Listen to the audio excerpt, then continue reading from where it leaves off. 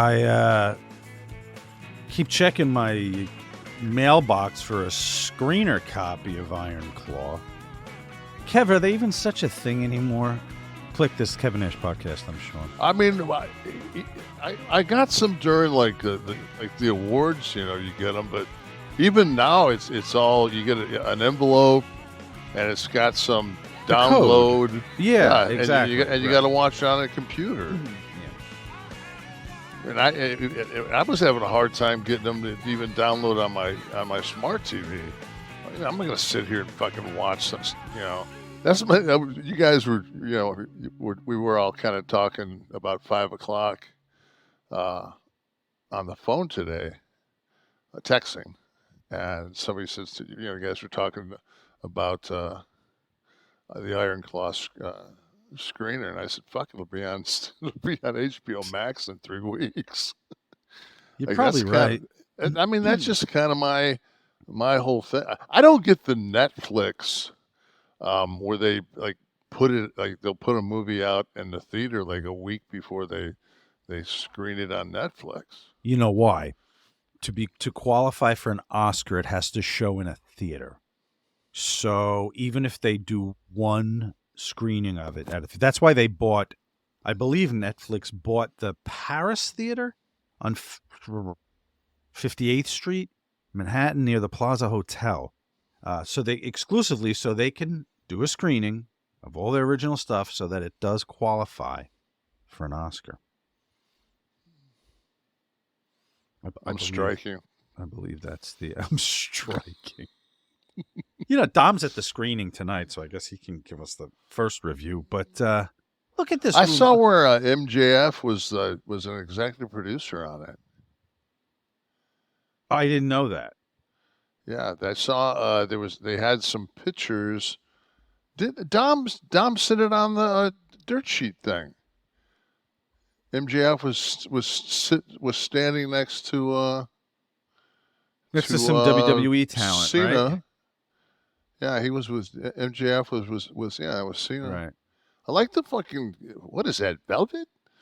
What is that? I think so. A little touch kind of a fucking leprechaun fucking feel there. Yeah. Digging the it is hearkening back to something specific. I'm trying to think. Not the Joker. I don't know what I'm getting. I'm getting a vibe. I like Cena's suit, man. Fucking that's a dapper. He's very trim. He is very trim. He's turning into LBJ. But yeah, so but look at this. We have this tremendous collective of artistic geniuses working on this show. Where's our wrestling script? Wrestling is hitting mainstream media hard, and we missed the boat on this. This could have been the turn the page Bob Seger opening of the Click movie. I was invited. No, to make one. Why aren't we on behind these films? I think it's.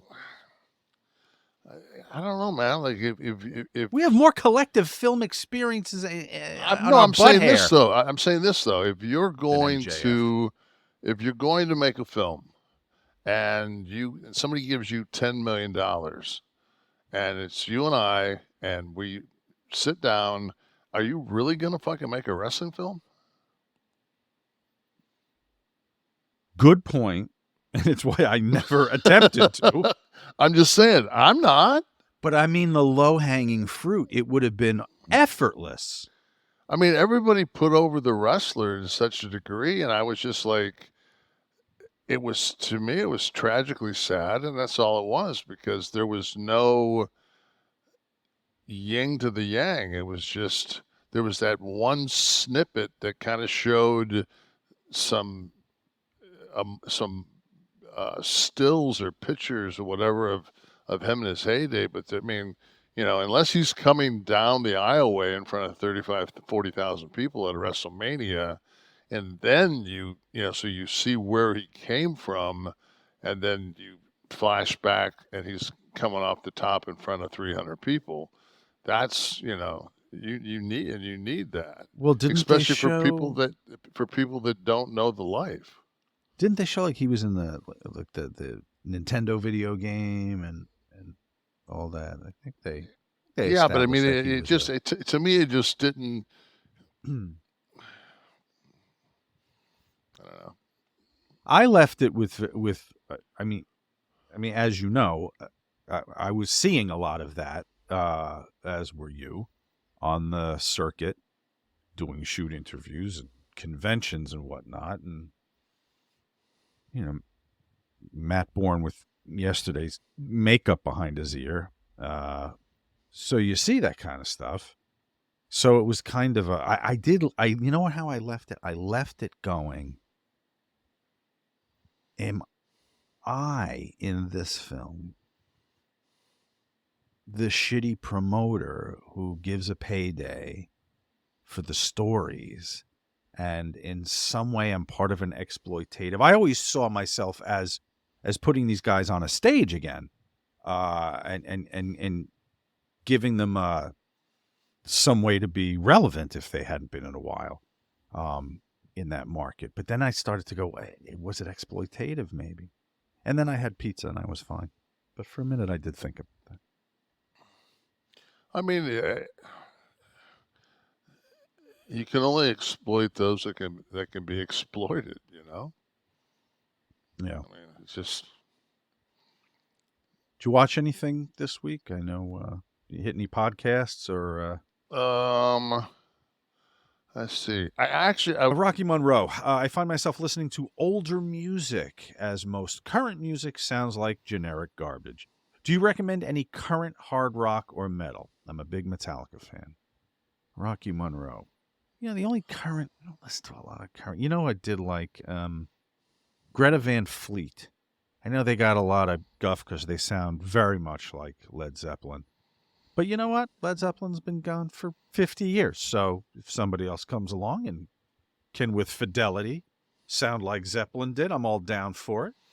I saw a thing on Instagram today. Some guys he named who it was. I said, Pink Floyd was old people music. Oh fuck! I mean, I know the Beatles were. He named four, the Doors, and it was like a younger kid, and I was like, I watched it, and we talked about the Doors last week, Mm-hmm. and I don't know why, it was just one of those things where I said, you know what, fuck this guy, I just blocked him. I never want to hear this guy's opinion on anything ever again. So you're gone. I'm thinking you can't live in my airspace. Someone brought up a minute ago that they saw Greta Van Fleet open for Pearl Jam. That's a good bill, man. That I would have seen that. And then what did Britt say? Britt said that she's 27 and her playlist looks like an 80-year-old's playlist. Who do you got on there? We got a little Ella, a little P-Funk, Catman, Uncaged Rage, Kevin, Sean. Today I was supposed to have moved into my new apartment, but unbeknownst to me, there's no keys to the unit. This Thursday will be my 23rd birthday, and this apartment was a birthday gift to myself. I've spent over $2,000 on it just to be fucked over. Well, Rage, I think that's your landlord. You got to call your landlord for the key. What, can't sell you a place and then not give you a key to it, right? So find him. Tell him you know Nash, and we're going to send him to straighten shit out if he doesn't give you the key. All right, let's wrap it up with someone from the audience here. A couple from the audience. What do we got? Who else? Anyone new?